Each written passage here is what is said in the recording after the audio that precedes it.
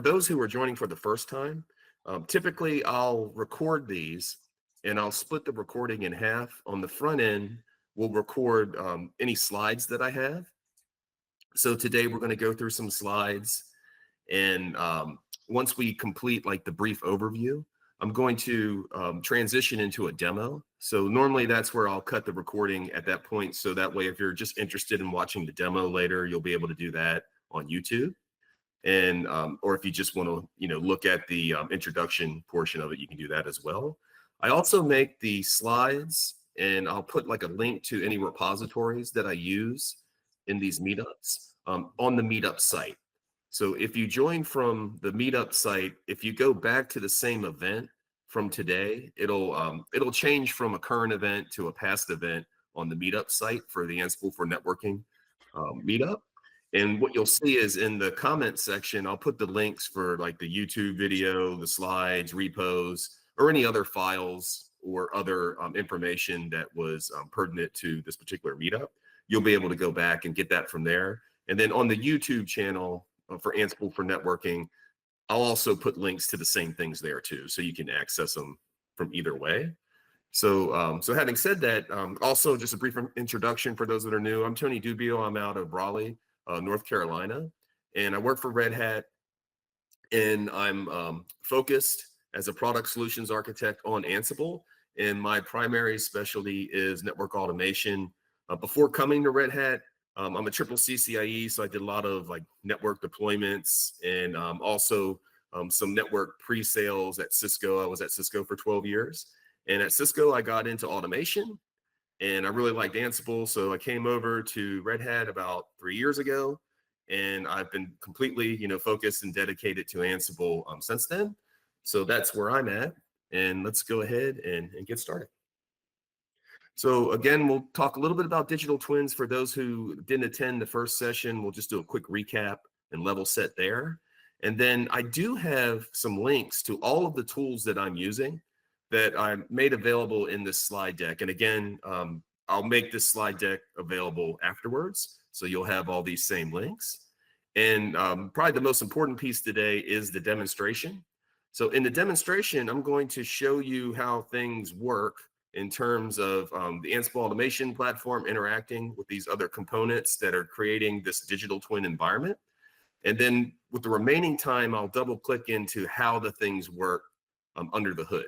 So we'll look at some of the playbooks and rule books and things of that nature, so that we can investigate, how, what were the underpinnings of what you saw during the demo.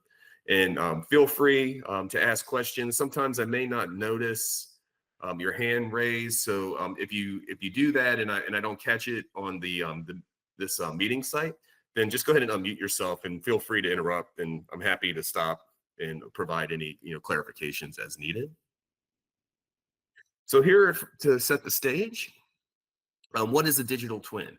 So you may be familiar with this concept, especially in the context of networking, because there's this new paradigm of being able to rebuild your entire production network to some extent, typically using appliance types of solutions or purpose-built solutions that kind of create like a copy of everything that's running in your production environment.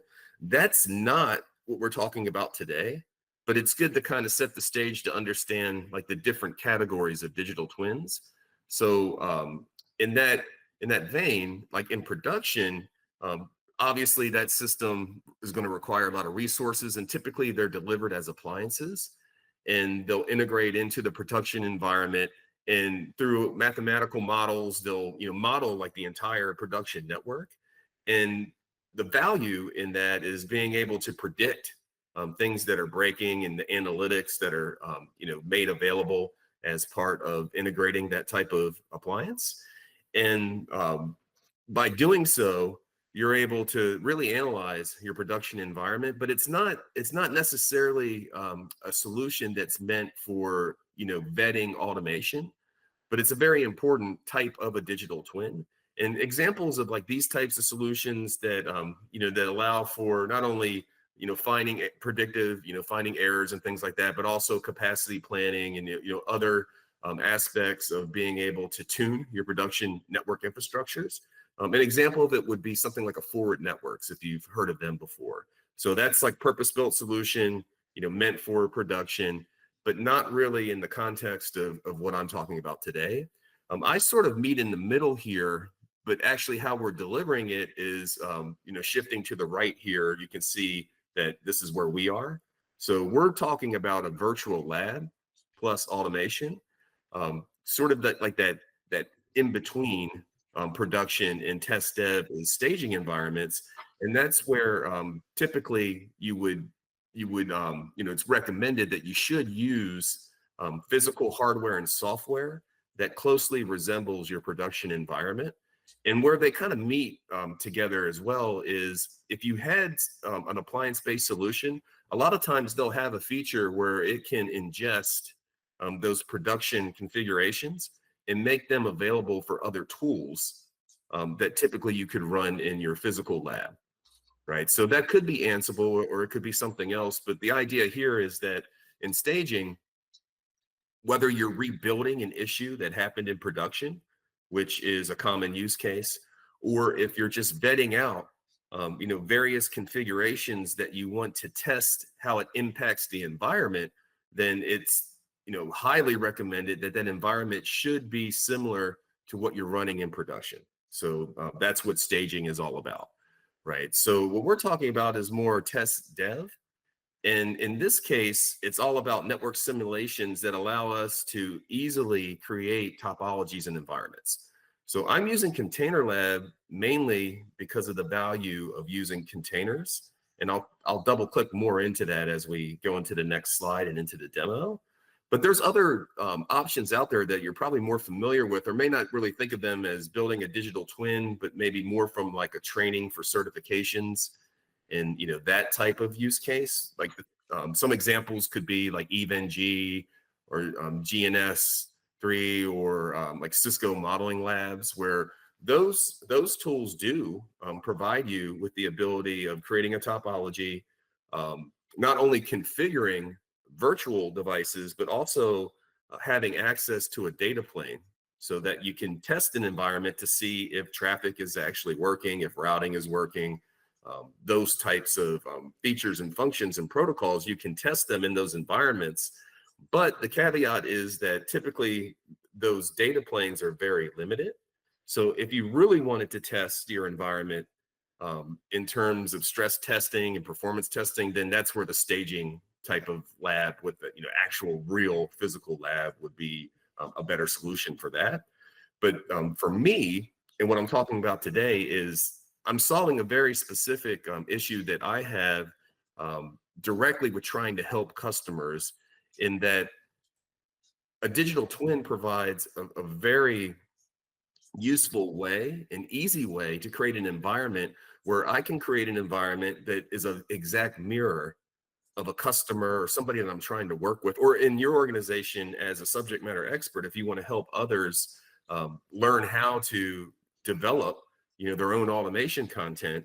If you're running the exact same environment, it's a lot easier to share playbooks and templates and configuration files, and also the same types of virtual devices running the same versions. You can make that readily available in what I call a digital twin for the virtual lab in automation. So that's what we're talking about today. And just to delineate, between the three different buckets here that I see as being part of digital twins. So this is what we're talking about today. Is I have a test dev environment, and this was built using these, basically these four solutions, but there's also a Git repository that I probably should have added to this diagram that's called Git, which think of that as being like a containerized GitHub or GitLab type of solution, but it's just an open source repository. So I have that available in this environment as well. But more importantly than the Git repo is really table stakes for Ansible automation. So that way you can source control all of your playbooks and templates and roles and other content that you're creating, and then more importantly, sharing with your teams. In this particular demo, Netbox is sort of the centerpiece here, because it's acting as the source of truth for the configurations in this test dev environment. And it's also the source of truth for my inventory. So in this lab environment, Ansible will leverage Netbox to understand, how to connect to devices and what their configuration state should be when we do things like drift checks and things of that nature. So Netbox is there. And what's interesting about this use case is in Netbox, you have many ways to configure the configuration for your network devices. You can manually enter it through the GUI. You can import spreadsheets. You can use Python or Ansible because there's collections to update the configuration of Netbox. But once there's a configuration in there, then as it changes, I would want to, in some way, understand when and how those configs are changed. And I'm probably going to want to test or update my environment, right? So how do I have an environment in this particular digital twin is I'm using containerlab. And containerlab is allowing me to run Catalyst 9kV switches virtualized as containers in a topology. And then how it does it, I'll give you some glimpse into that. We'll go through and look at some of that. We don't have time to build images and things like that, but I'll show you basically what that looked like. So I have a topology that's made available. And then what can happen is in this particular scenario is I can make an update to Netbox, and then that can send a webhook to announce that a change has been made to event-driven Ansible. So event-driven Ansible, if you're not familiar with that, it can receive data in multiple source plugin formats. So webhooks happens to be just one of the options. Another common way of doing this is using Kafka brokers. And there's other types of messaging buses and things that can work as well. So at the end of the day, we need to collect that data. And then once we have that structured data, we can evaluate that data and make a decision. So we're going to make a decision on if we should update our switching environment that's running in containerlab. So if the answer is yes, then the event-driven Ansible will trigger a playbook to run in the Ansible controller. Or we could trigger an entire workflow. If you're familiar with the Ansible automation controller, job templates are how we manage playbooks, and then we can manage multiple job templates in a workflow. And then we can step out what order things should happen and things of that nature. So that's kind of the high level of what the demo environment looks like. And then this, I'm not going to spend too much time here other than I wanted to point it out as a reference. These are all of the components that I've installed on a virtual machine running RHEL. So I'm running RHEL 9. I probably should have, I'll include that link as well too, because that should be on here as well. I think I just have the AAP. So I have a VM with RHEL 9. I think it's RHEL 9.4. And then I have the Ansible automation platform installed with the container install. So really everything you see on here, with the exception of the VS Code, I'm running that as a service, but everything else is a container. So it's very easy to turn them on, to tear them down, to make changes. It's very disposable, and it's easy for, like, if I were to work with somebody else and help them with, configuration support, they can very easily spin up the same environment as me. And just to point out at the bottom here, if you don't have an automation platform license, you can try it out for 60 days from this link, or as an individual, you can set up a developer license and you can use it permanently for free, but it's limited to, I think it's like 16 devices that you can automate at the same time, but it gives you enough for, functionality. The same thing with containerlab. You can only run so many devices. You're limited. The gating factor is typically how much RAM and CPU you have. So you're typically not going to have ginormous topologies running on your laptop unless you have like a personal server or a server at work where you can, have more resources available. So with that being said, that's all I have for the overview. And I'll kind of pause here for a second to take any questions. But what I'm going to be doing also is I'm going to start bringing up some of the other environments so we can look at it in real time.